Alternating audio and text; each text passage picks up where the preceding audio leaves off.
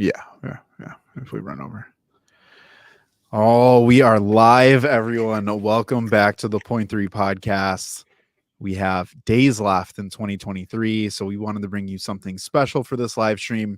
Most of you are used to seeing news and notes, and we do a little deep dive, but we're going to switch it up for this final Wednesday live stream, our flagship show here. But before we get into it, spoiler warning, light, medium, heavy. We're going to be talking about potentially anything and everything that happened across 2023, 12 months worth of some fantastic shows and characters, cinema, you name it. There's a good chance that we saw it. So we're going to be talking about that. We did something really special. And first, we want to give a shout out to all the Point Through people out there who participated in making this a reality and possibility. Without you guys and those who support us, those that are watching, joining us on Discord, commenting on social media, all of that, whole 9 yards, just know that we love and we appreciate every single one of you. And the Point Three podcast is just getting started. But with that, I'm going to kick it over to Hero Scroll. He's going to break down what we are talking about tonight. Yeah. And just to quickly add to that, with everything that we're talking about today, it's a cool thing because I think it was a good year for films and just the entertainment medium, nerd culture.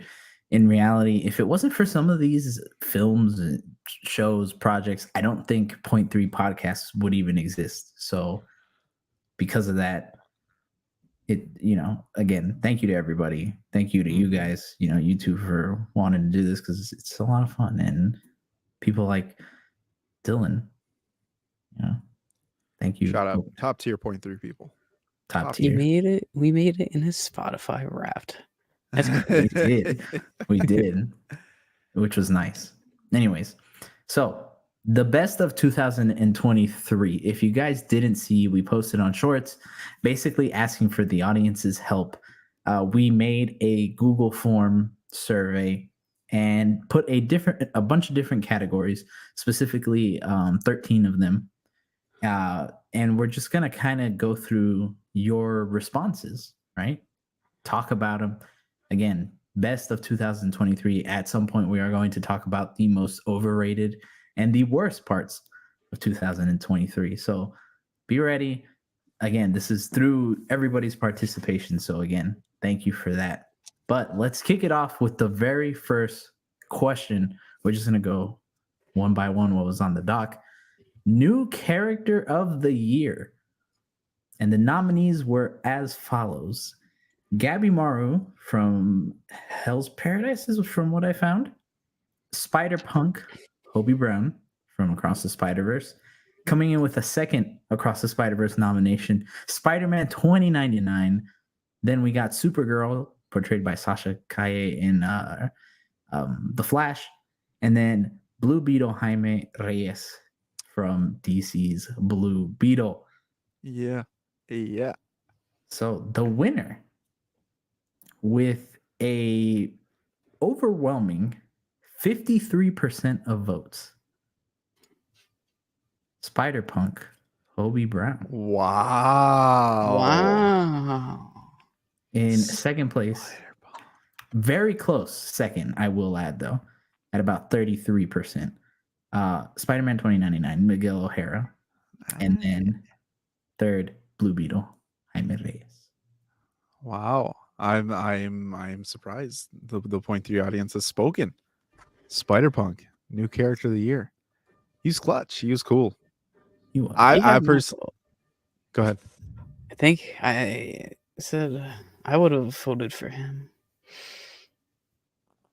But it's freaking, I'm pretty sure I picked him. I remember I had a toss up. This is uncanny. I don't even know who I picked for this one. Dude, this is 2099. It was such a toss up between 2099 and Spider-Punk. I'm pretty sure I picked Spider-Punk just because he blew. I had expectations for 2099, but I wasn't expecting much out of Spider-Punk, and he just stole my show. 2099 is right up there though.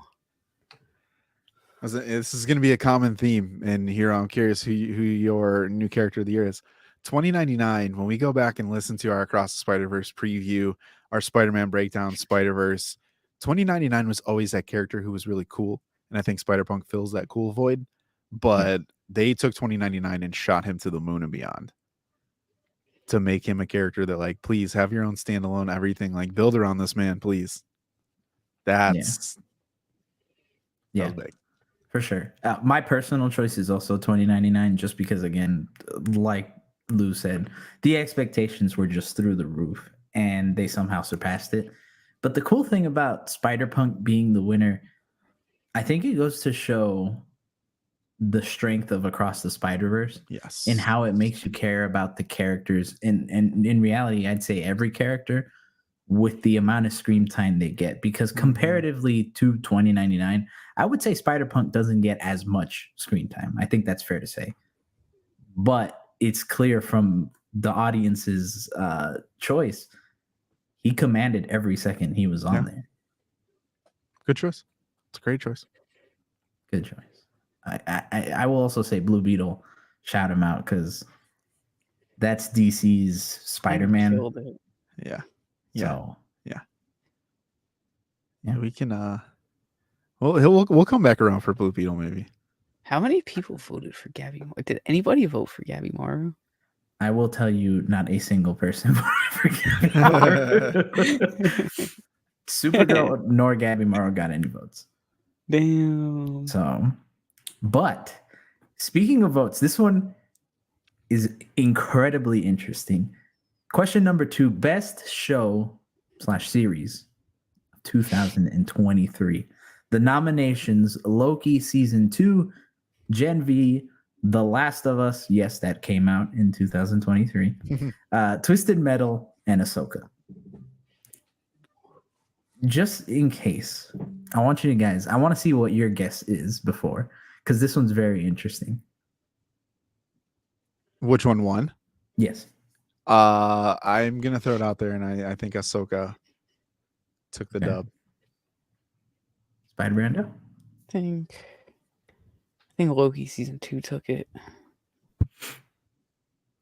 Technically, because we have a tie.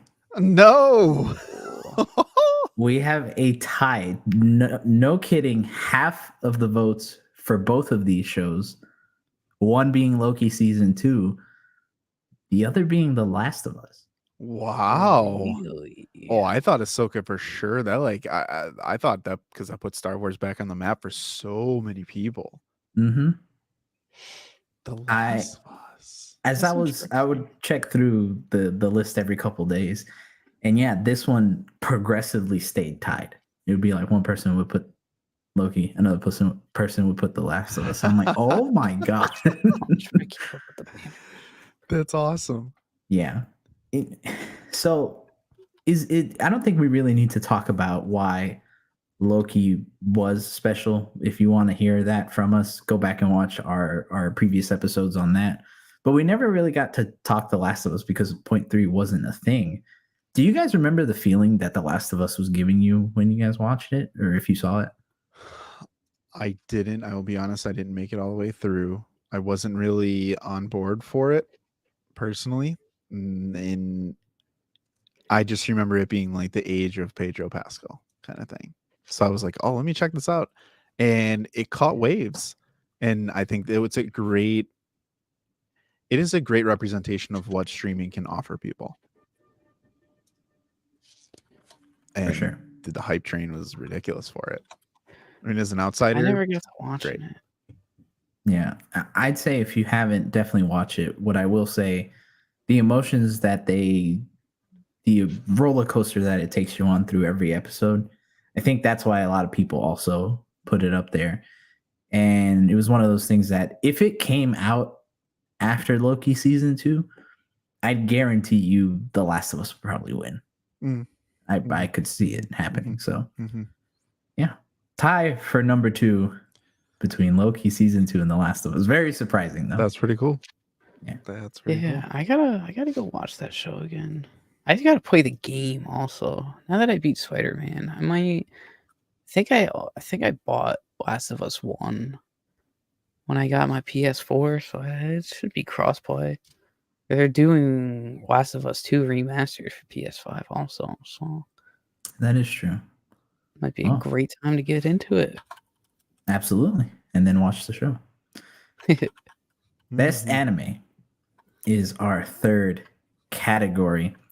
Your nominees for best anime: Demon Slayer Season 3, Jujutsu Kaisen Season 2, Attack on Titan Season 4 Parts 3 and 4, Blue Eye Samurai, Invincible Season 2 the first half, Scott Pilgrim Takes Off, and then My Adventures with Superman.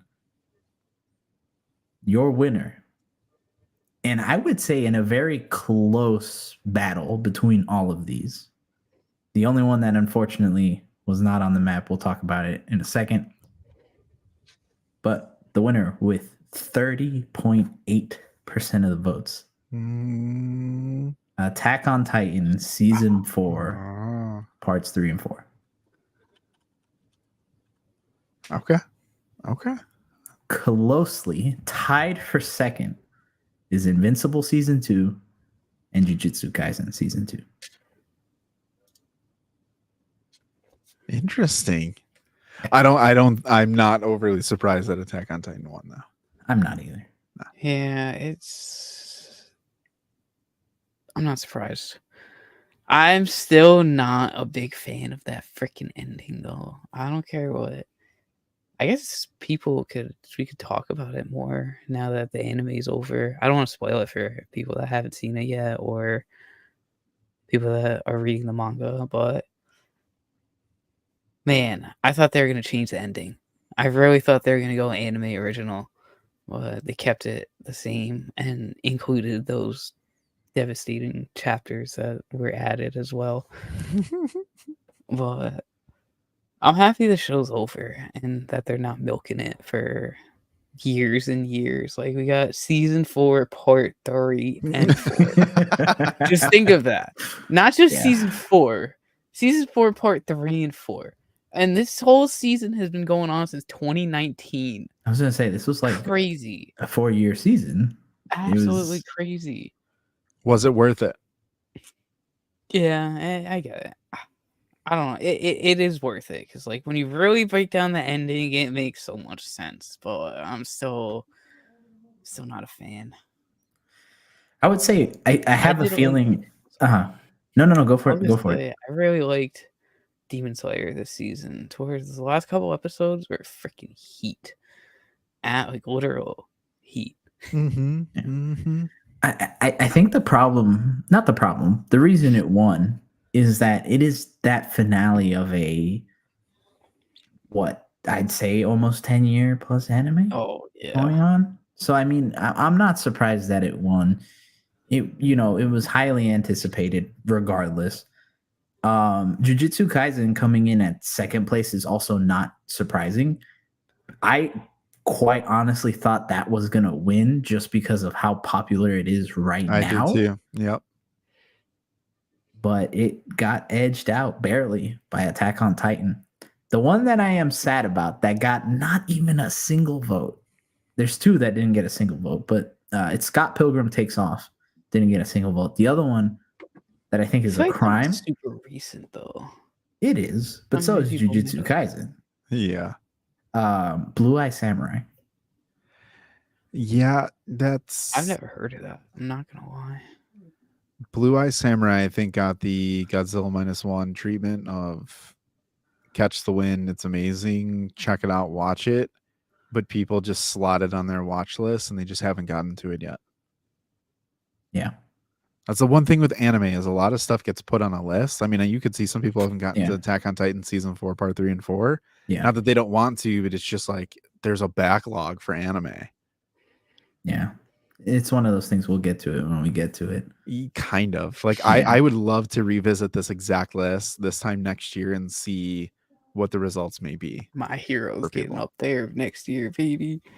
It might. And what I will say is that Blue Eye Samurai got renewed for Season 2, I believe. So I wouldn't be surprised if maybe next year a lot more people are talking about it. Yeah. So I agree.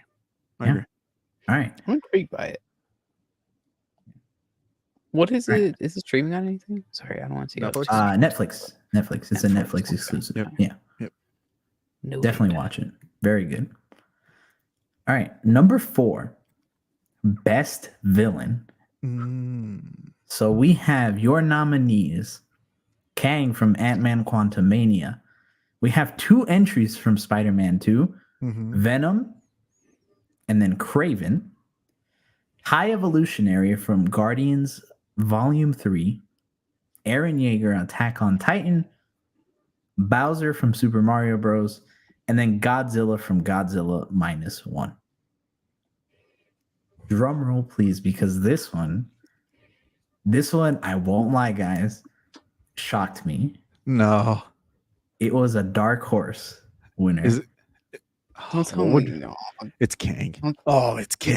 It's not Kang. Okay. All Don't right. tell me Well, it's Bowser. It's not Bowser. He had a horse in this race with 1 vote. if this is a there's one I don't think is a dark horse. That's my pick. It's Yeah. Eren Yeager. Oh, what? Eren Yeager won by 1 vote at 33%. Wow. Coming in at a close second, edged out by 1 vote, Godzilla from Godzilla -1. Really? Venom did not get a single vote. Wow. High Evolutionary got 3. High Evo is my clear winner. Again, I haven't seen Aaron. I know the story, but I'm still picking High Evolutionary. That's very. It's interesting. It's I would have picked interesting. High Evolutionary also. Kraven and Venom got some little bit of recency bias of me because I was just getting through that campaign and story, but they're up there. High Evolutionary just freaking blew me out the water though. I will say the reason I feel like Venom and Kraven don't get that type of treatment is because this was a game and it didn't get that movie treatment. If you got this versions of Kraven and Venom in a movie version, the discussion is going to be which day of the week is better for these people because they would be the clear favorites. But I am surprised that High Evolutionary did not win because, I mean, we remember when we were talking about it in our review, coming out of this movie, High Evolutionary discussion for best villain in MCU. Yeah. I think that might be the effect of the MCU right now, just kind of being on the downward swing. The best of an okay, is it the best? Yeah. Interesting. Dude, Aaron, I fully understand the Aaron thing though. Aaron did some shit this past season. Like he did some shit. And they described. They obviously you said you haven't seen it, so I'm not spoiling. Right, I don't want to spoil, but they had a good character development for him in this final season and chapters and stuff. Here's my question. Is it based on a death count? Or are we basing this on the core of this character is just despicable in comparison to I think I'm doing something that's for the greater good? It's a good question. Aaron for the knew audience. it was despicable though. He knew, but was it like I have to do this though? Yeah. A justified type thing. You gotta watch the last chapters. I'm just saying if that's just like it could be a light spoiler, just like if that's just really just deep down, like you're mad psycho kind of person. Like, okay, I guess I can see that. I'm just saying just based on this, if you haven't watched it or read it, that could be your dilemma of like, I don't know versus I know the High Evolutionary is just dirt. Yeah. But he thought he was doing stuff for the greater good too, though. With trying to benefit society and create the perfect specimens. Yeah, but I think deep down at his core of who he is a narcissistic type of character who really that's feeding him of Rocket bested him. You know what I mean? Like, yes, he's doing it, but then like he just his care for the whole planet. He's just like, see ya. Like, I think people forget that he blew an entire planet up. Yeah, agreed. Just because. Like, man, you got an F on your chest. Bam. You gotta watch but that. Yeah, last no. Death count in general, though. Scale. I don't know. Anyways, I won't prolong that. Yeah. Well, Eren Yeager, your best villain of 2023, and I think, to be quite honest, in an upset, but still fun. I found Kraven to be more terrifying. I can kind of agree. Maybe that's a discussion for another day. Anyways, number 5. It was a fun one because this year was the year where we got our most improved character. But I would say, for me personally, on any day of the week, you can probably make a what's the word? A case for any of them. So our nominees for most improved character: Spider-Gwen Across the Spider-Verse, Nebula from Guardians 3, Rocket from Guardians 3, Captain Marvel from the Marvels, Monica Rambeau from the Marvels, and Mikasa from Attack on Titan. Your winner. What's interesting, every single character on here got at least 1 vote. Oh, okay. Attack on Titan people showing out still. Right? But your victor by an overwhelming 53% of votes. Spider-Gwen Across the Spider-Verse. Great choice, everyone. Great choice. The best choice. Tied for second is Nebula and Rocket from Guardians 3. So real quick, I'm going to throw this out here. When I think of most improved character, I think of a character in this list. Like, the deciding factor was who could be a face to the title. And I think Spider-Gwen's the only one who I could say Across the Spider-Verse, bam, show Spider-Gwen. You're just like, yes. Yeah. I don't think anyone else. You always think of someone else. I still think of Miles, but it easily could be a duo. That's how well they did Spider-Gwen, in my opinion, for Across the Spider-Verse. We talk about we talk about all the time aces in these movies and universes. They did a very good job specifically with Spider-Gwen of making her feel that type of status in this movie. Because while Miles is definitely your number 1 character, she's number 2 in terms of most screen time. So, yeah, this was a very obvious one for me, but I think the fact that they all got some sort of vote shows the case that you could probably talk, if you talked a little bit more about all of these, maybe each one could take it in their own way. Yeah. Very happy with the Spider-Gwen W. I was re-listening to our Across the Spider-Verse review. If you haven't watched it or listened to it, go watch and listen to it. It was great. But, oh my God. Everything I said about Gwen in that episode and how she was like the biggest surprise, I think I put her as my MVP of the movie too. What they did with her in that opening sequence in that movie just freaking sold me on this vote right here. Yeah, for sure.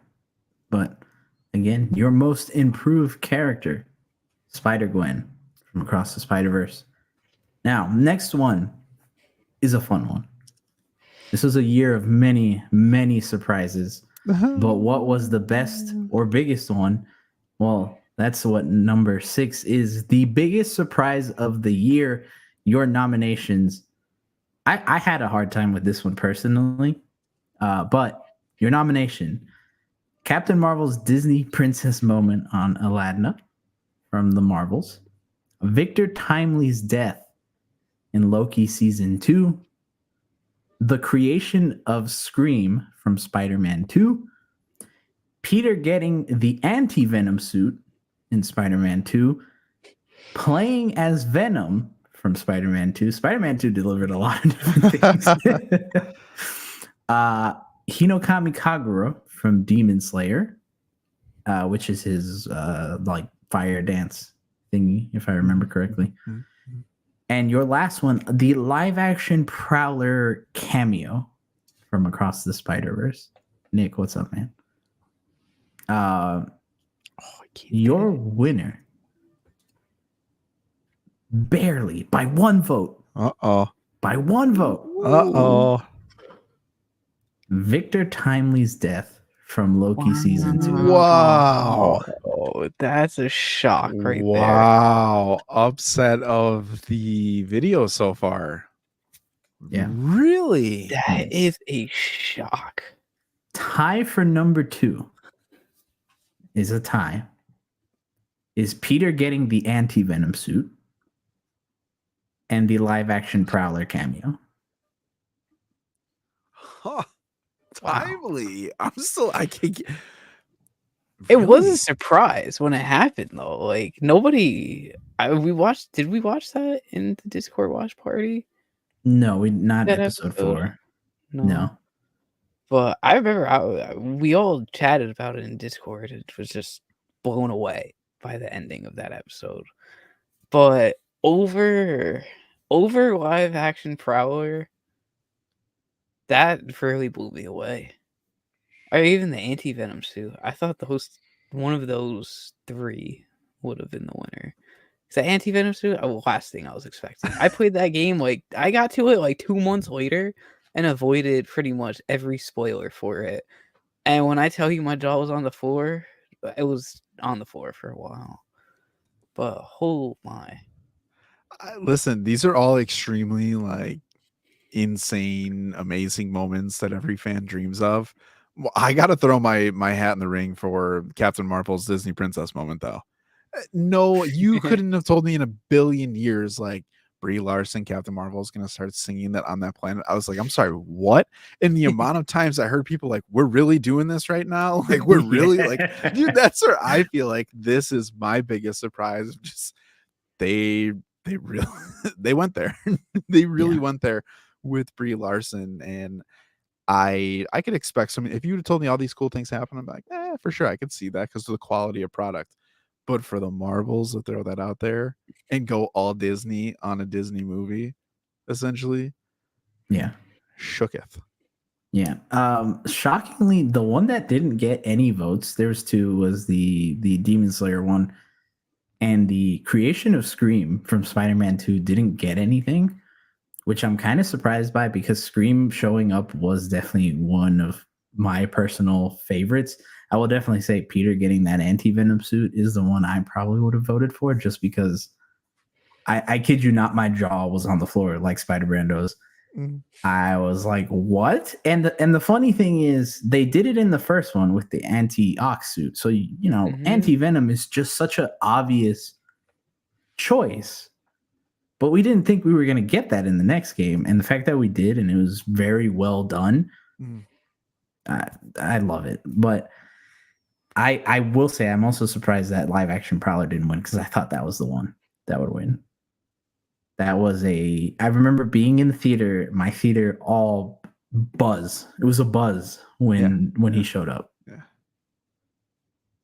Yeah. I'm surprised. One that we probably should have put on there was the Miles Prowler. I feel like that would have been a probably 3-way tie. I wouldn't be surprised. You're right. But I totally thought that's what you were talking about when you said Prowler. I just deleted the whole thing and I went straight to that scene, and I've had it on repeat in my head. So I'll second that, because I just completely misread that. And I was going to talk about it, and I'm so glad I didn't, because I would have been an idiot. Yeah, no, we're talking about the live action Prowler, the Donald Glover cameo. Wait, I just went somewhere and you guys brought me back. Wow. But don't worry though, because we will get to that at some point. That will have its time to where we can talk about it, and we'll see where it lands for people. But Nick, I'm glad you didn't pick Timely's death, because I don't think that should have won, but I also see why it did. Yeah. So, all right, number 7, the best line of 2023. Our nominations are the first one being from Miguel in Across the Spider-Verse. Miles, being Spider-Man is a sacrifice. That's the job. The second from, again, Across the Spider-Verse. Everyone keeps telling me how my story is gonna go. Nah, I'm gonna do my own thing. Miles Morales. Oppenheimer. Now I am become death, the destroyer of worlds. The fourth, Levi Ackerman. Did the lives you gave in sacrifice exist to crush other lives underfoot? And the last one from Lila from Guardians 3. My beloved raccoon, the story has been yours all along. You just didn't know it. Now, your winner with an overwhelming majority, and I won't lie, I'm not even surprised. Come on. Not even surprised. I got 2 Miles guesses. Morales. Everyone keeps telling me how my story is going to go. Nah, I'm going to do my own. Oh. I Hold disagree, up. 23 people. Oh, I disagree. It was so good that Spider Brando's camera turned Dude, off. his camera got shook. That's how good it was. His camera said, "I'm done. I'm done." You mean this quote? You mean this quote? I'm gonna do my own thing. That's awesome. Damn right. Really quick, Dylan, Harry starting off as Agent Venom, I think was a cool choice. It was a very cool choice. I wish we got more of that. Anyways, I'm gonna crush your heart, Lou, even a little more, because your quote didn't get a single vote. dude, it's not as it's like, if you have to explain it, it's probably not gonna win. But when you break down this quote, for me personally, it's the best one that describes what's going on in that movie. But from Miles' standpoint, like, it is though, like it's the jumping off a bridge, the dive scene from Into the Spider-Verse. I'm still sticking with Miguel, man. That was a very, very, very good quote, and especially at the core of like the Spider-Man character. You learn in Spider-Man 2, Spider-Man 1, Miles Morales, any Spider-Man, that there's so many sacrifices. So having like him hear that, or Miguel say that after all the shit he's been through and kind of did himself, hit. It was hit. It hit, but I'm gonna do my own thing. I'm gonna do my own thing without Miguel dropping that's the job. I don't. And that's the point I was gonna make, though. I feel like what makes that not only is the line delivery, but it's also the fact of the whole movie is basically Miguel telling Miles that it is the sacrifice. It's part of your job. That's what you just have to do. And Miles coming in and being the anti version of that and being like, no, you can't tell me that. I'm going to write my own story. Or as he said it, I'm going to do my own thing. I mean, it's bigger than everything, And let's be honest, not only is it really quotable, it took a life on its own after, to where it became a meme, and people quote it all the time now. So while I am disappointed that one didn't get as much love, and surprisingly the Lila line didn't get as much love either. Only got one vote. Yeah. I'm not surprised by this one. The Lila one lost a little steam for me because of James Gunn's quotes that he made publicly about it, and kind of addressing Rocket's story, during the debut and post. But it was really good. It's just, again, like, it's core to the movie, but the first two are like core to the lore. Yeah. Second place, I will say, kind of surprised me. It was the Oppenheimer one. Yeah. So, but either way, Miles is your. Did you guys ever get to see Oppenheimer? I did not. No, I mean, I saw enough of it through TikTok that I feel like I actually saw the movie. Yeah, that's fair. Highly recommend it. I'll watch the extra 3-hour bonus extended edition. I'll So you watch a watch total the of 6 6 hour. hour version? I'll watch a 6-hour movie that they're promoting. Can't wait for that. Yeah. All right. Next up, we are at our halfway point, basically. So everybody, thank you for sticking around with us. If you haven't, make sure you subscribe to our YouTube, follow us on our social medias, because you get more of this. Just, personalized, especially on our Discord. So, but number 8. Best side character. Guys, this was a hard category to make because there are a lot of good side characters this year. Yeah. And I know some people might think certain characters might have gotten snubbed. But what we have to remember is that if they are considered a main character, they are not a side character. So, a main character can be a side character. They're not, always the same thing, though. To basically what I was trying to say. But your nominations for best side character: Jenny Cord from Blue Beetle, Rudy Reyes from Blue Beetle, Onk. Kane from John Wick 4. Oh. Spider-Man India from Across the Spider-Verse. I cannot say his real name because I will butcher it. So, last but certainly not least, OB from Loki Season 2. Before we reveal the winners, I kind of want to talk about this first, about these choices. Personally, who was your guys' favorite side character out of all these?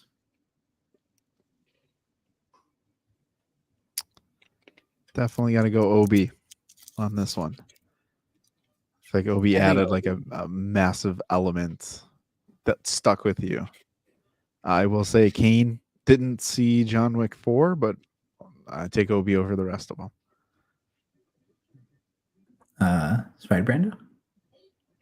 I'm going to OB as well. I never saw John Wick 4, so I can't say much about it. Rudy was freaking awesome, and George Lopez was great in that. But OB just blew me away. Yeah. A lot of my votes this year has just been like people or moments that just like blew me away and stuff that I wasn't expecting. Yeah, which I think is a lot of these characters, right? Kane is one of those characters that he's kind of your Donnie Yen just has swag. He's a swaggy person, and that just bleeds into John Wick, which is already a very swaggy franchise. And that's what he is. He's the cool, other character.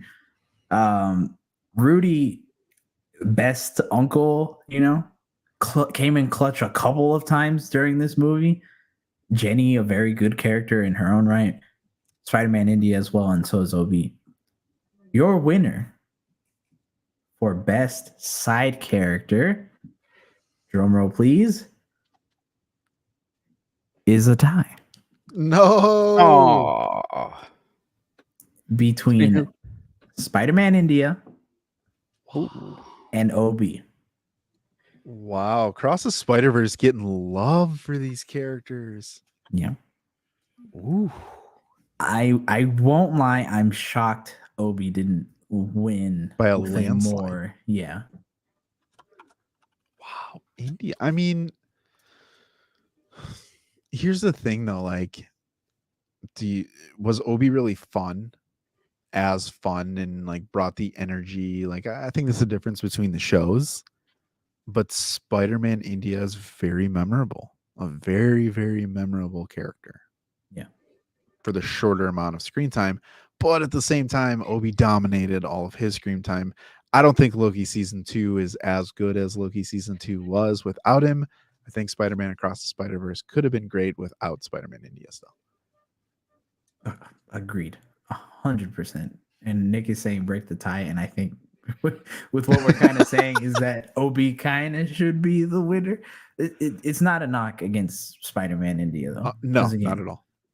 From the minute that they showed his clip the preview where they were in his universe, a lot of people instantly fell in love with him, and I'm not surprised. And he only kept that up through the movie. But I do think Obi brought something a little more special to Loki, and it is also because of just the actor. He's such a lovable person, and that bleeds through into Obi.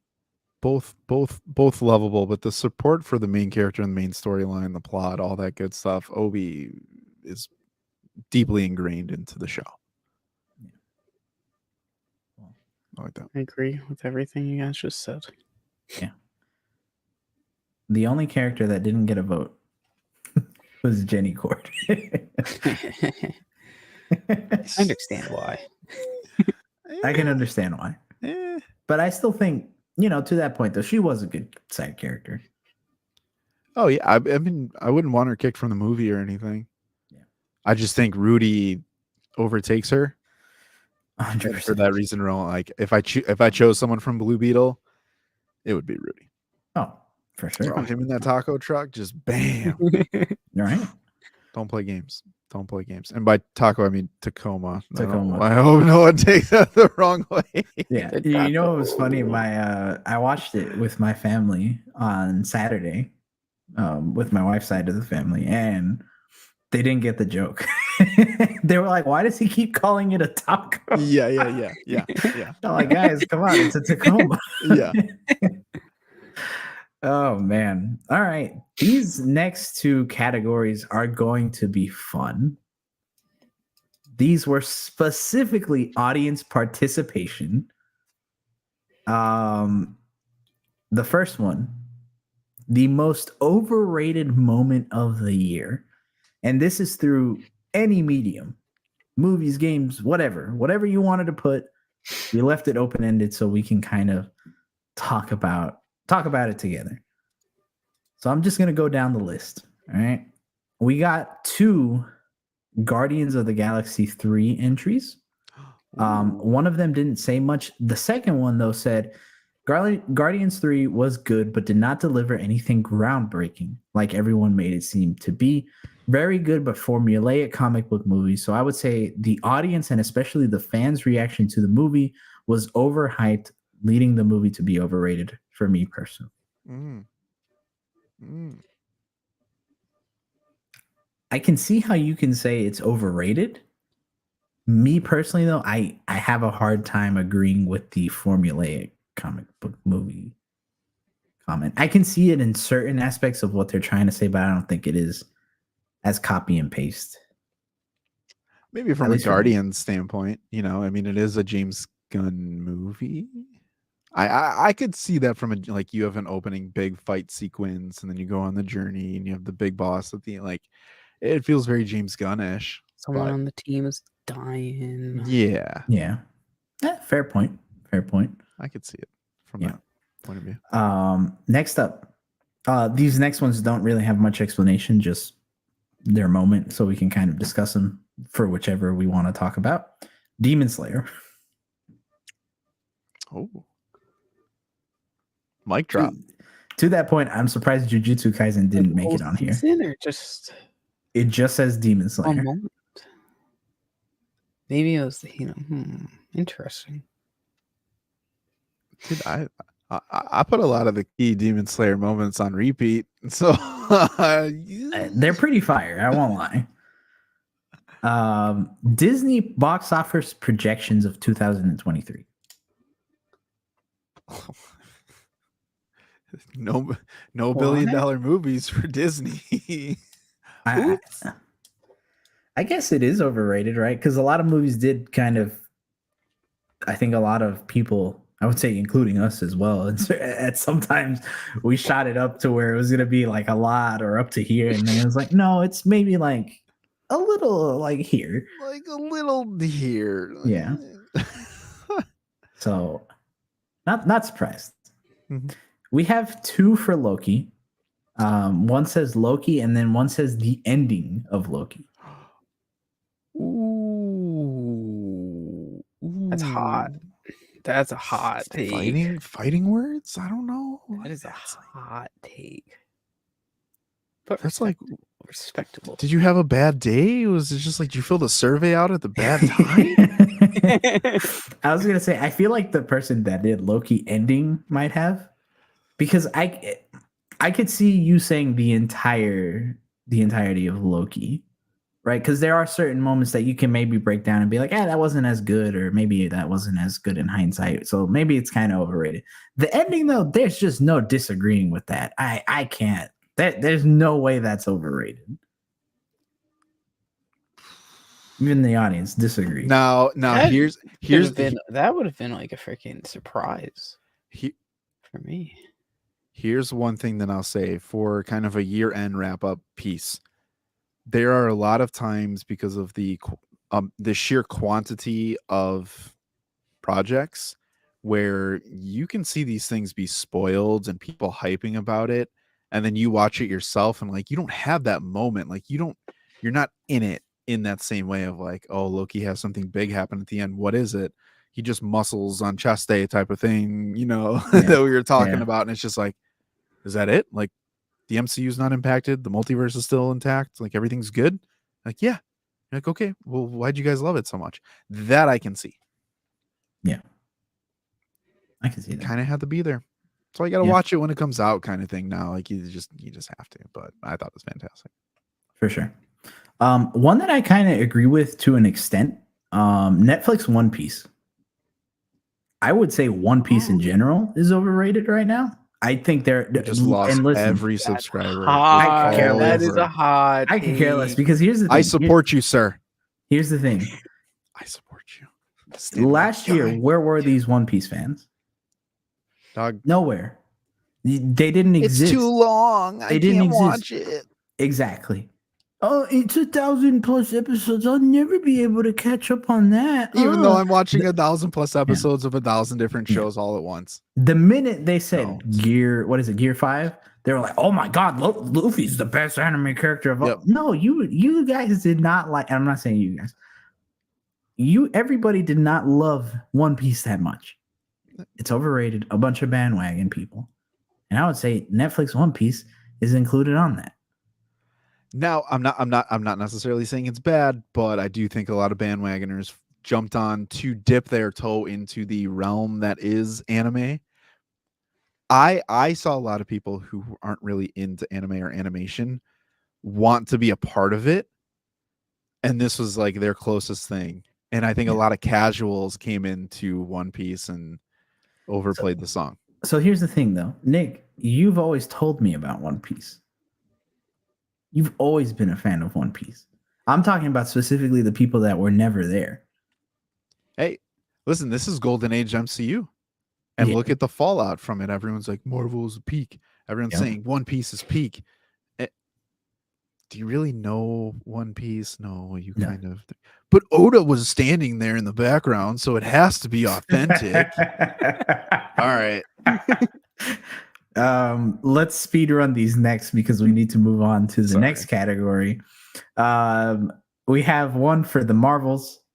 We have one entry, kind of surprising, for Super Mario Bros. Movie. Spider Brando is going to be a little hurt. The Bomb in Oppenheimer. Wait, what? Oh, overrated. This is Yes, overrated. Dude, I need to find out who said that. I need to find out who said that. Fortunately for everybody on here, your responses are not broken down by person, so I'll find out. Unless they claim it right now. If anyone I saw that movie with put that overrated moment, they are capping. Yeah. So I sent this like whole friends that I saw the movie with, and everybody was freaking blown away by it. Yeah. All right. Next up, another open-ended question. Worst thing of 2023, again, throughout any medium. We got some pretty interesting answer, guys. I'm not going to lie. Some very interesting answers. So going down from the very first one, because whoever put this answer, buddy, you're in the wrong year. Phase 4. Well, I mean, if you have to talk about it, it could be. It said hey, you talked about it in 2023. It just a lot of people don't want to talk about it. So maybe But that didn't happen this year. So try again. Next Batman's up. my favorite Marvel character. Next up, one that Ant-Man Quantumania. Should have been Phase 4. Respect. One that I would love more detail on and seeing why this person said this. Blue Beetle. Ooh, I think it's a definite no. could have been worse. There was a worse DC project, actually. Let's just get to that one. Someone did put the Flash. Thank God. I'm not going to repeat what they said. Does it rhyme with Flash? No. Does that rhyme with Flash? No. Dog poop story, dog poop CGI, dog poop characters. They had a template and took barely anything from it. Couldn't agree with you more. And I think that's a 0.3 consensus. I'll triple that for sure. You get two for that gets a go ahead, SB. What does that get? Hold on. First, I gotta put it up there. No. Wait, what does it get though? Down. Oh, I gotta find it. There we go. Oh, you're not. There you go. No. I gotta organize these banners more. Yeah. All right. Next up, one that I kind of agree with. Mortal Kombat 1 shady transactions. What? That's And it's actually very true. Their microtransactions on that game are predatory. I was not expecting that, but yes, that's I a wasn't growing expecting concern. I wasn't expecting it. However, the fact that it came out and someone brought it up. Did either of you play MK? No, but I think we might have mentioned something like this in a different project, actually. Okay. But the fact is that the biggest culprit of this was that you were getting charged what I believe was $12 for a fatality, basically for an animation. What? $12 That's a Rocket League Fortnite shit right there. And it's to the point where they did kind of change that. You now get all of the seasonal ones for the $12, but it's still bad because certain skins are $10. Mm-hmm. They use a in-game currency, but to get that in-game currency, you can play the game, but you really don't get much. So you have to buy it, and it's normally through dollars. So it's about $10 per skin, which is insane. This is going to be something that we will most likely have no choice but to talk about in 2024, with software and systems and companies all banding together in the same camp, pushing you towards making this happen, having it become the norm, and it's just expected. And there's going to be a lot of good quality content that's going to make people want to keep purchasing this. Yeah. It's disgusting how they're getting away with it. It, in my opinion, is a disease of the gaming software community. And the fact that you may be required to have Wi-Fi if you want to do anything in this game, it's going to be bare bones. Gone are the days that you put a disc in and you have 1,000 grayed out boxes and it's like, hey, your game progress is going to get you what you want. Yep. No. Give me the money for my $70, $80, $90 game, and you're ultimately going to invest. Like, when you buy a car and it's going to be like, hey, this is what your total investment is. It's going to be like $4,000 for a video game. Yeah. Sick. And to just add one thing. Don't get me started on Madden. Ultimate Team. It gets bad. It gets so bad. And I'm just guilty as charged. That's why I quit. Literally charged. Credit. Literally. One thing I will say though that I just want people to remember though, it's not always the developer's fault. They sometimes don't get a say in this. It's sometimes the parent companies. And for example, for MK1, this is not a NetherRealm thing. It is very much coming down from WB being like, charge $12 for this because that was what we said. Fund the projects.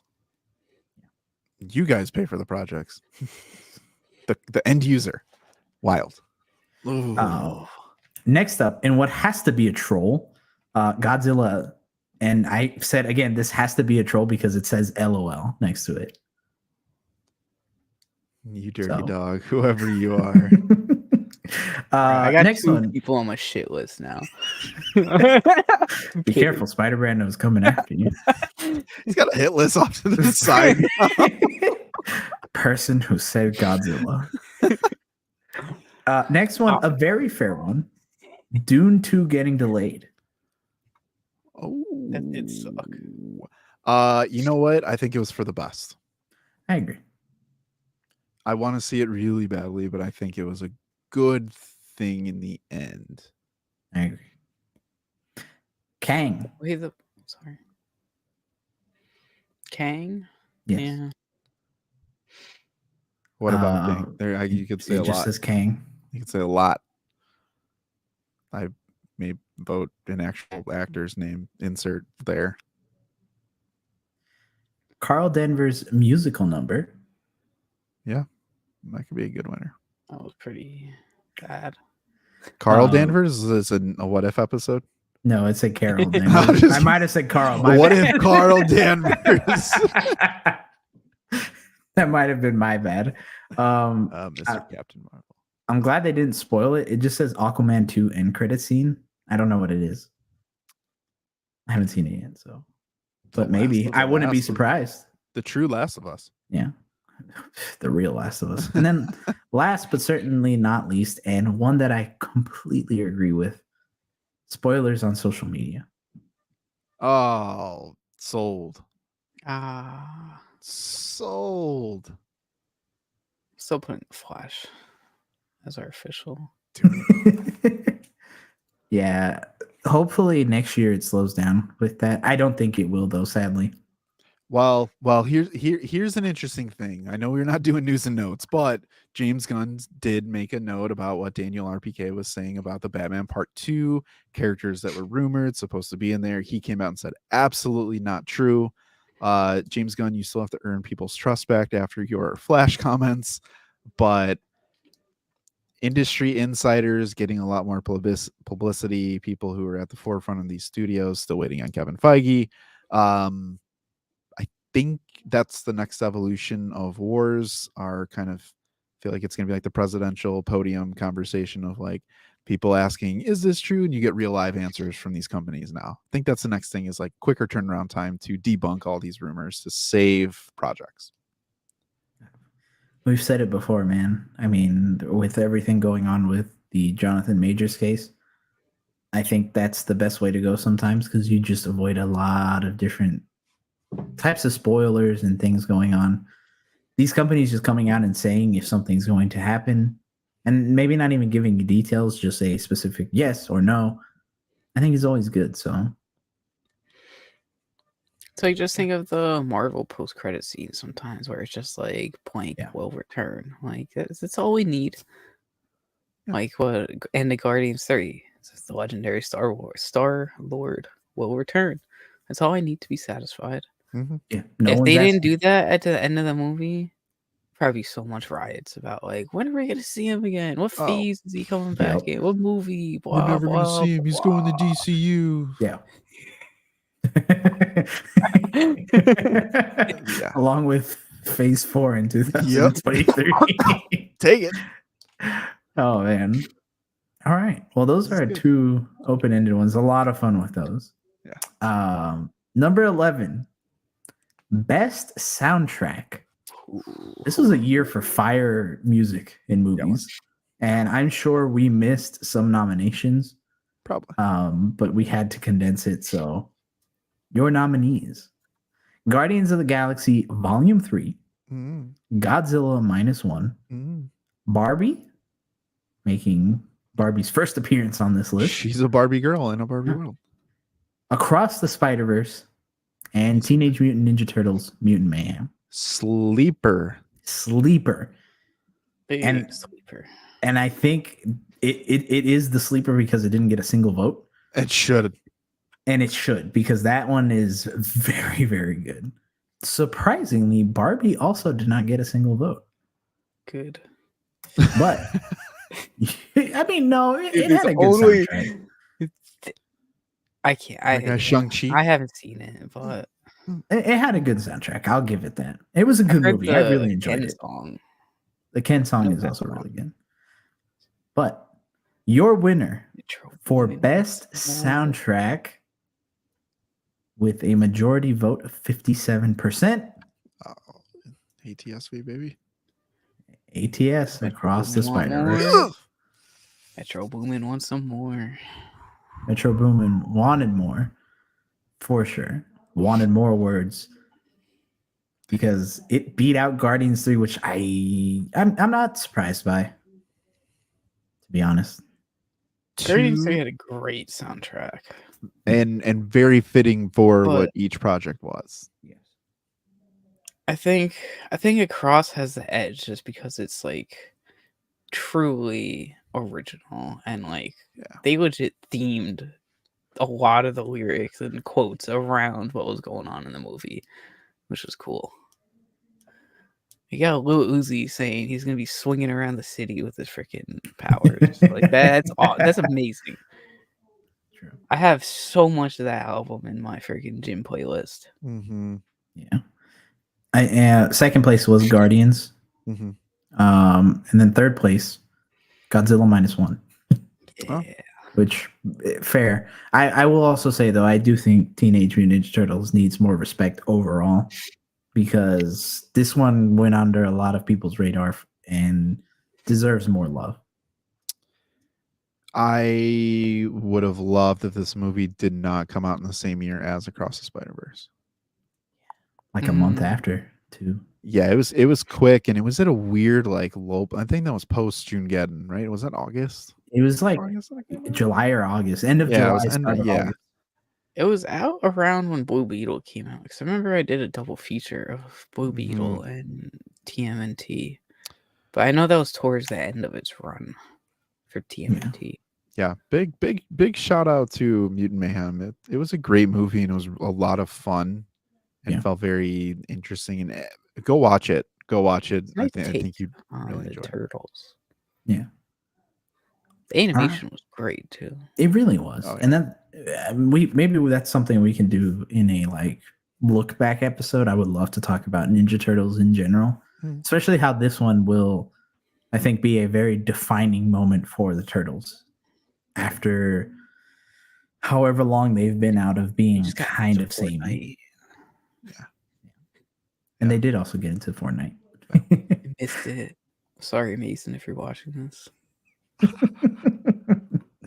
Get someone to gift it to you. Tell them to enable that. No, like it's out of the shop though. Oh dang! Oh, it'll come back. Actually, it'll come back. Someone could gift it. Maybe one that they have, but essentially, he wanted like a whole group of of everyone to have a turtle. I didn't buy it in time. Damn microtransactions. They strike again. Yeah. Hans Zimmer in general. Hans Zimmer is really good. I don't think Hans Zimmer did anything this year that's on the list though, right? Was he part of Oppenheimer? Oppenheimer. He was a part of Oppenheimer. Damn, I didn't even think about that soundtrack. No, dude, you know him and Nolan are boys. Yeah, that's like one of those. Why doesn't anyone give Nolan grief for having people on his projects? No, actually, hold up. Because they don't. Ludwig. No, it was a Göransson. Did Oppenheimer? There's a few people that are in Nolan's actor list. I'm curious to see what he does next because after Wakanda Forever and then Oppenheimer having like the best song on the soundtracks. That's a good one. This is always a fun one. Wakanda Forever. What? You said Ludwig was in Wakanda Forever? He did the soundtrack. Really? I never knew that. Great story, by the way. Like him immersing himself in the culture, going and finding these people who are scarce and like most people don't find them and working with them. Like it's a really cool story. I'll try to send it to you guys of him talking about how he went through and did it. Very impressive. Someone dedicated to their craft and bringing as close to original as you can get for something that's original. Very good. Very nice. Next up, We have 2 questions. Last 2 are second to last. These are our very big ones. So, best moment of the year. Our nominations. There were so many good moments, by the way, guys, and that we couldn't put them all, so we had a other section for you guys to put if you wanted to. But nominations: Loki becoming the god of stories in Loki season 2, the hallway fight scene from Guardians Volume 3, Dang, that's good. the other Prowler scene that Lou thought we were talking about earlier, the Prowler Miles reveal at the end of Across the Spider-Verse. Across the Spider-Verse coming in again with the Spider Society chasing Miles. We had the Demon Slayer season 3 finale, the Venom final boss fight, Amazing Spider-Man 2, and Godzilla's atomic ray at the finale of his city rampage in Godzilla -1. Guys, so many good moments. So many good moments. Before we talk about the winner. Wait, was there any others? There was one other. There was one other. Technically 2. For some reason, it's showing up as 1, but then there's 2. But I group him into 1 because I think it's the same person, just kind of expanding on it. But Blue Beetle being the first Latino live action superhero, very good point. And it's from the line, I think Rudy says it. Animal, maybe it's time we get our own hero. Nick, yes, you do. You absolutely need to watch Godzilla. Oh, no, you can't spoil it for you. Oh, Yeah, definitely watch Godzilla, please. And then go watch our video on it because we're very happy with how those came out. So, I'm so mad I couldn't be a part of those. We would, dude. We literally said it after we finished. We were like, man, we missed Spider-Man now. But you were on vacations. You were having fun, so. How I describe best moments of, like, we've said this before, when you're watching something and like nothing else exists around you, you don't know who's to your left or right, you don't see the screen, the light, like it's just what's in front of you. That is how talking about Godzilla -1 always goes, where I just get so funneled, like I don't lose any sense of time, like day becomes night. Tunnel vision. Tunnel vision. 100%. Oh, you did. Oh yeah, you did. So good. Still watch it though, because it's still so good. We don't do it justice without you watching it. So, anyways, guys, what's your favorite moment? Before we reveal the winner, out of these picks, do you have a favorite moment? Ooh. This is so tough. I have an honorable mention. Go for it. That's not on this list, but still very near and dear to my year. It's a moment that someone said was overrated earlier, but the Oppenheimer bomb.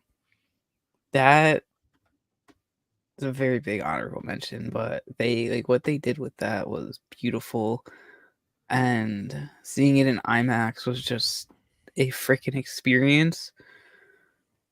But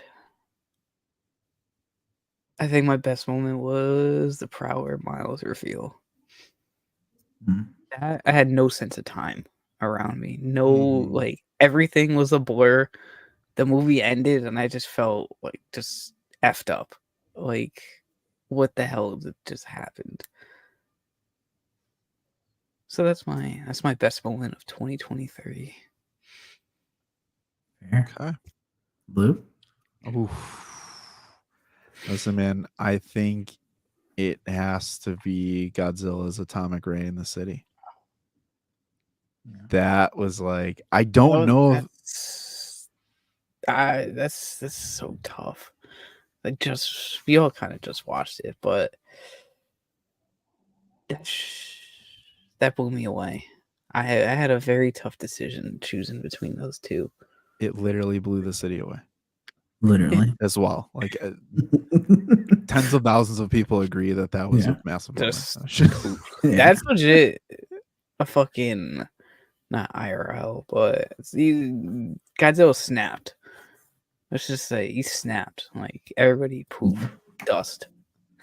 Just everything from the way that they worked spikes on his back, to the look of it, to the characters, to, I mean, we've talked about this at length. It was just a combination of antagonist, protagonist, scenes, CGI, budget, all that stuff combined together. It was just, I don't think anyone's done it to that scale with what they had. That movie, oh my god! Exactly. I can't believe it turned out Exactly. that freaking good. Yeah, Wild.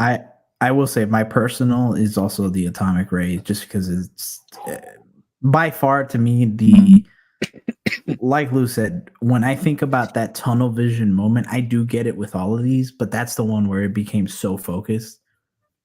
It's incredible. I will also say special shout out to that Loki ended, because when we were watching it for the watch party on the Discord, I mean, we were all there. We were going nuts.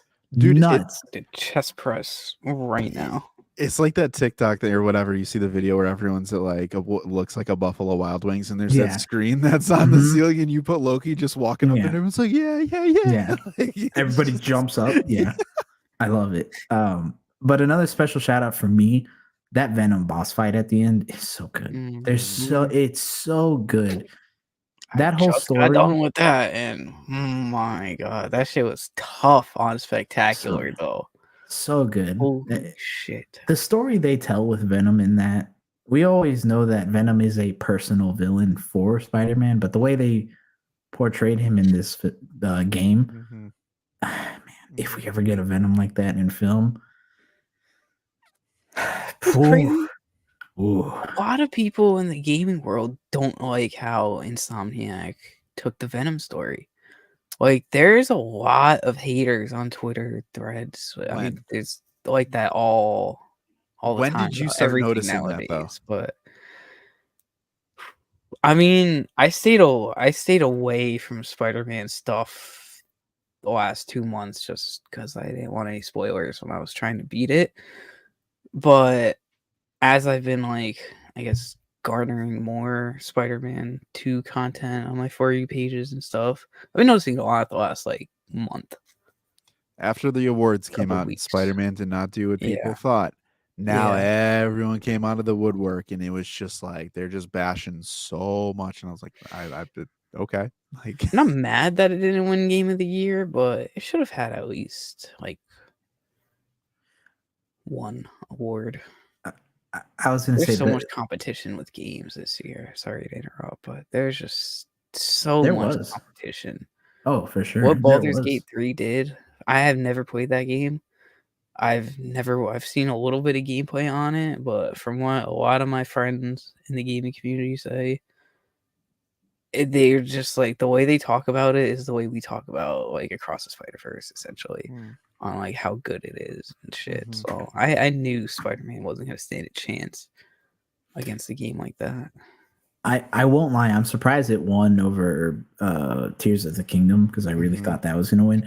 But to that point, the hate that I saw was the after the Game Awards, because it didn't win. I will say I do think that it didn't need any award. Let's make that very clear, because I think that's something people forget. The Game Awards is something that's just made up by fans, specifically Jeff Keighley, as a celebration of games, absolutely. But it's made up. It's not real. What is real? The 5 million the money it sold in record time in like what, a weekend? I think it was, or I think it was like 2.5 mil. I bought a PS5 just for that damn game in the first weekend. That's real. Like, it didn't need the awards, right? So let's just be very clear. The only other thing I'll say to this too, which is a whole different story and something we kind of touched on before, the playtime, the runtime for the game, the main story. I can understand that a lot, but from the people who pointed that out as kind of like a nitpicky gripe that they had with the game, it was post awards where people started just like cutting loose on it. And I'm just like, Yep. Interesting. Well, after talking about all of this, it's time to reveal the best moment winner for Point 3 podcast. Dun, dun, dun. The winner barely squeaking out Ooh. with a 1-vote win. Ooh. The Spider Society chasing Miles Morales. What? Oh wow, that was like Oh, the entire trailer. really? Yes. I In mean, second place Oh yeah, go ahead. Whoa. was the Prowler Miles. Listen, Prowler Miles is who I want to be in another life. Like, I just want to look like that and just put the mask. Like, oh my god, like greatest character design in my opinion. That's a personal favorite. But I'm surprised on Spider Society chasing Miles. But Yeah. that does go hand in hand with I'm gonna do my own thing, though. No, I'd agree. Yeah.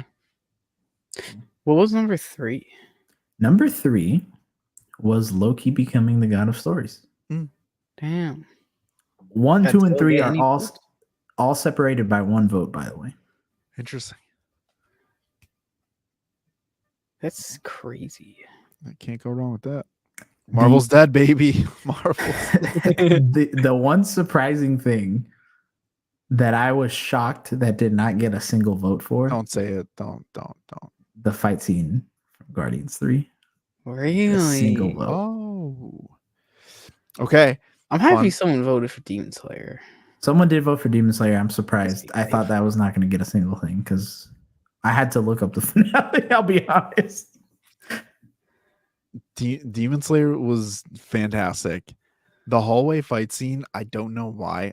I can see it, but whenever the Guardians hallway fight scene gets brought up, people always just block it with Daredevil. Every time. But this was better. Oh, Yeah, this was better.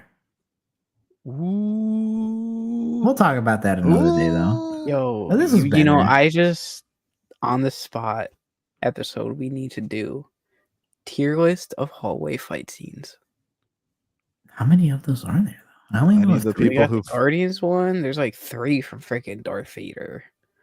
Oh, There's like true. 4 from Star Wars on its own. Let's be. There's like True. 6 from Yeah, Star yeah. Wars. one for the Let's Point be 3 real. podcast with Spider Brando and the anonymous users. he sees them in a hallway. That's my personal favorite. That's my vote. 2024, Yeah, baby. 2024, baby. Oh, man. Well, I'm down with that. last but certainly not least, our final category, the best movie of 2023. Your nominees are as follows. We're gonna say the winner first, and then we can talk about all of these. Mhm. Whoa, wait. 4 in Daredevil. 4? I don't remember that, but anyway. Godzilla -1. Guardians of the Galaxy Volume 3. Across the Spider-Verse. The Marvels. John Wick Chapter. You like that movie? What are you talking He about? flipped the script. It doesn't The even year's come over, bro. close. He took off Guy, that it doesn't sting even mask come and it was no close. sting. Oh man, New he Year's started off the year hating, and then he was like, "I'm just kidding, I love it," and then he's like, "No, I hate it." It That doesn't might- come that's- close to best movie of the year though. Like that's like putting Flash up there. No, that's No, just I'm kidding. I'm disrespectful, kidding. dog. That was mean. That was mean. Oh, dude, that was funny. John Wick Chapter 4, Barbie, Oppenheimer, and then other. I need to hear these others. We got 2 others. Sorry, Oh. I'll give them to you because they didn't win. Blue Beetle, fair. Taylor Swift, The Eras Tour movie. Stop it. I'm dead serious. I know exactly who that is. I know exactly who that is. So, drum roll. Holy crap! If I could talk, drum roll, please. No Super Mario's. No Super Mario's. No Bowser. I was surprised that we didn't have some other stuff, but Yeah, Bowser did get a vote in the best villain. yeah, box office Category, so- lies.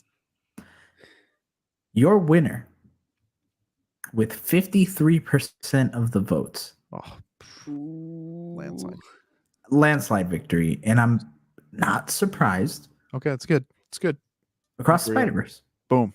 Done. Figured. Thank you everyone All for right, show's coming. over. That's point 3 certified.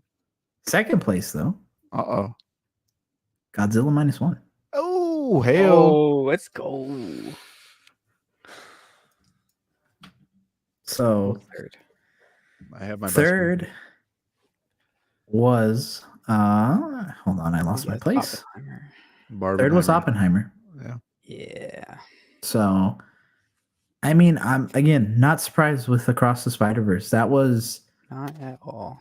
box office wise a complete domination of June Geddon. It was a demanding presence in all of social media, every YouTube video, every poster, every toy, every pop, every comic, everything. You could not escape Across the Spider-Verse. No, dude. Again, we talk about this. Of all of these, which one felt most like an event? Across the Spider-Verse. That's the one that was it was a social event. You talk pop culture, just the way that this movie spread through the world in mediums and music and fashion and clothing and style, and again, like, just what an imprint, and just the diversity that this movie had. Like, it just was, it's not just Miles, right? It's multiple people. But again, you guys all saw this. If you've been with us, again, thank you. But just the sheer amount of characters that were put into this, and the concepts and the time, really, like, what did this movie not do for people? And this is one of those where I'm like, if you're a casual and you jumped on the bandwagon, there probably was something here for you that you picked out that you walk away with, and you'll remember, like, oh my gosh, like, if you watch an animated movie, yeah, I saw this one movie, Across the Spider-Verse, blah blah blah blah blah. Well deserved, well deserved, and my pick by far. I did debate -1 for a long time. I'll wait. If you guys are curious of why I would choose Across the Spider-Verse over -1, I have a couple of reasons as to why that is. Me personally, I will say Godzilla -1 is my second for sure.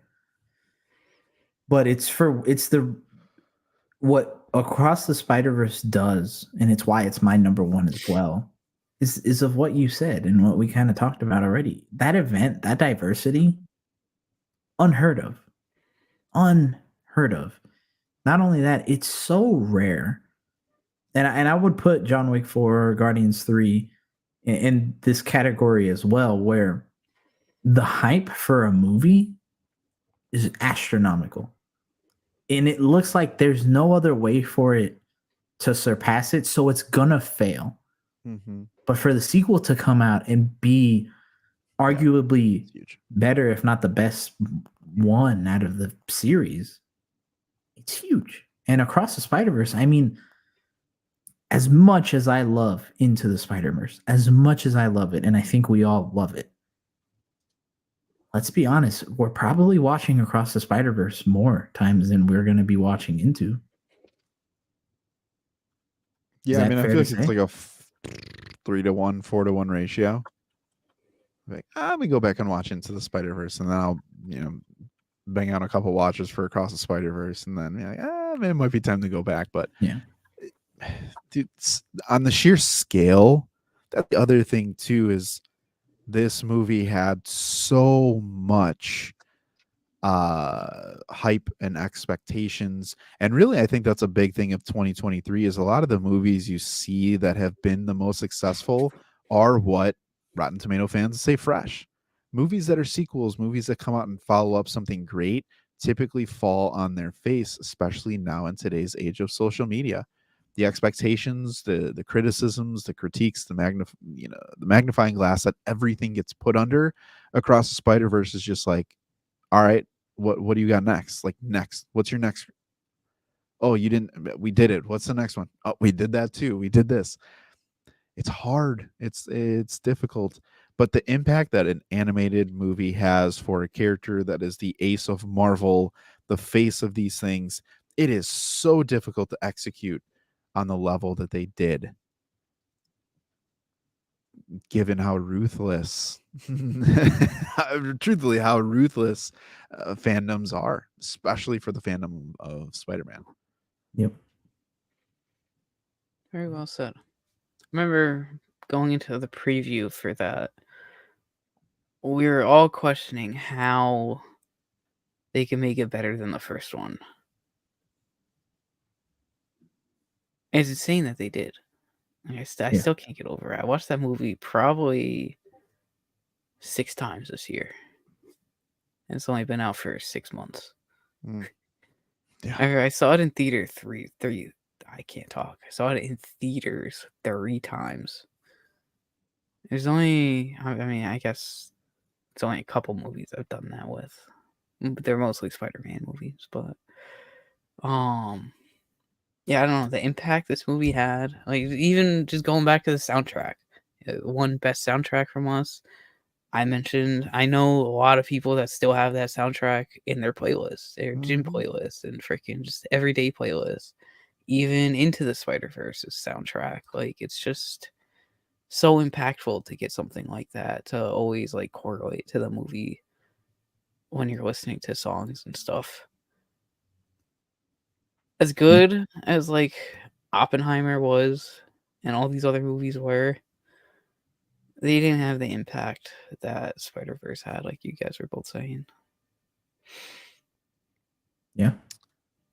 I mean, could you real quick, could you argue that the Barbenheimer hype was bigger than the Across the Spider-Verse hype? I think it was for the jokes.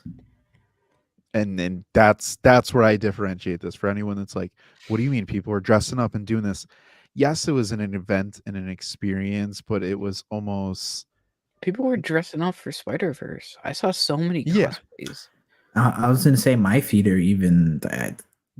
was full of cosplayers. Mm-hmm. And I mean, I saw most of these movies on the opening weekend, and I can say, yes, Barbie was packed, and I went to the same theater.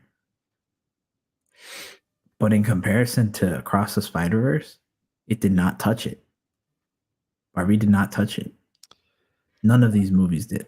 I think it was around that time that the trailer for Barbie was saying, hey, you think this movie's not for you? Well, it is for you. And then they'd show the rest of the clips kind of thing of where Barbie was an anomaly for this year. Let's be clear. This was not supposed to do what it did, nor was Super Mario Brothers. But Across the Spiders had 10 out of 10 expectations, and it was like, I'm going to do my own thing. Here's 11. Sorry. It showed booming once more. Exactly. It turned it up and gave it more. Yep. Mm-hmm. I mean, look at the fact that, and if you just jumped into this, or if you somehow watching this later and you jumped to the end of the video for some reason, and you're like, of course Spider-Verse would win because you all have Spider-Man bias, and it's like, this was from the we do, but this was the audience's vote. Let's make that clear. That was the audience's vote. And if you look at all of the times that it won, again, this came from the audience. It's the consensus of the people. Mm-hmm. I'm going to watch it again. I'm going to put it on tonight. Oh, no, yeah, dude. I was going to say, we're all going to do that. I'm going to go to sleep with a smile on my face. But did we ever do that Across the Spider-Verse watch party? Discord watch party when it came out in digital? No, we didn't. I don't think I ever got to it. Was it Into the Spider-Verse? No, we didn't. No, I remember. I thought I wanted to do an Across one for celebration of it on digital. Yeah. We didn't get to. I think I got to it. No. Well, 2024, it's happening. So yeah, you're not in the Discord. Join the Discord. So real quick, I know we're getting on time. I'm curious of you guys, why you guys, what was -1 missing to not put this as your number 1? Spider-Man.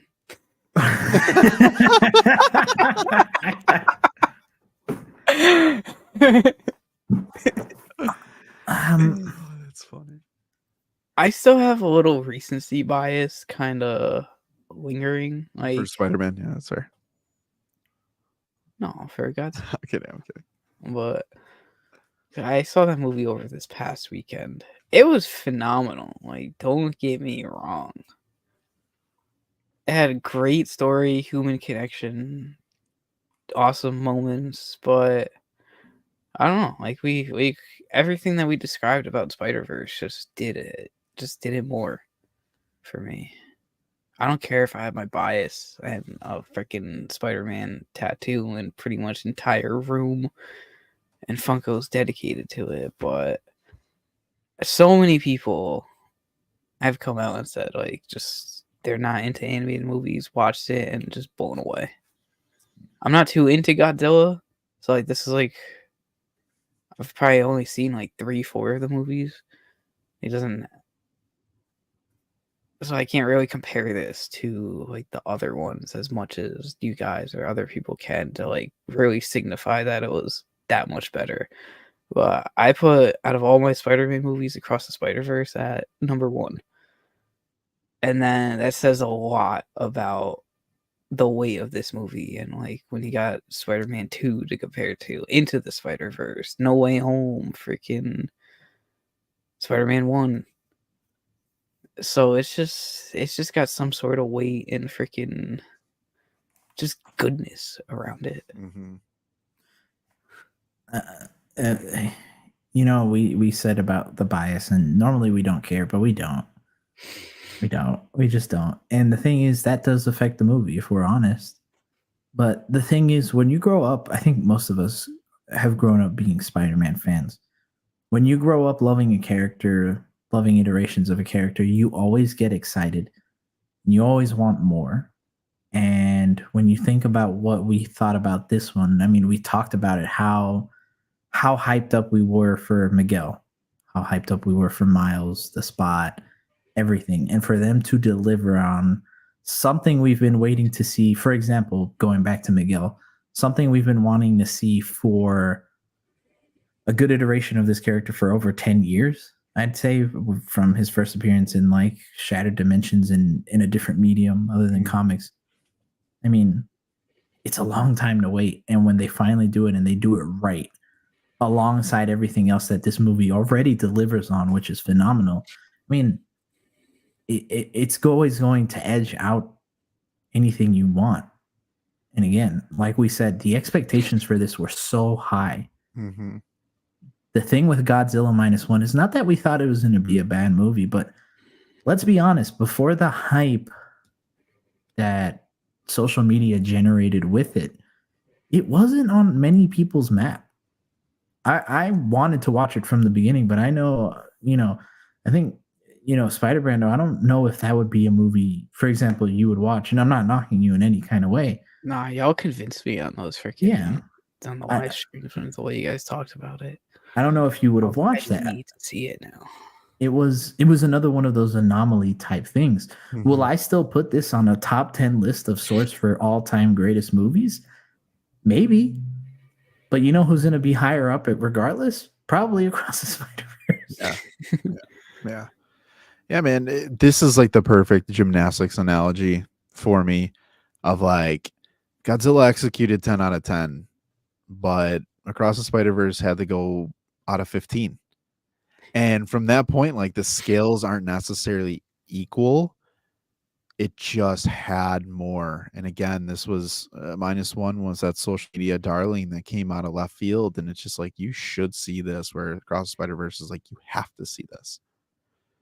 And then -1 turned into, you have to see this. And Spider-Verse still was, you have to see this, So it's like, we're talking about two high-end S-tier type movies that just came out in the same year. I don't know if we would think about this differently if they were spread out, but this is probably one of the better 1-2 that I think I could take -1 and throw it against almost anything else, and it may come out on top.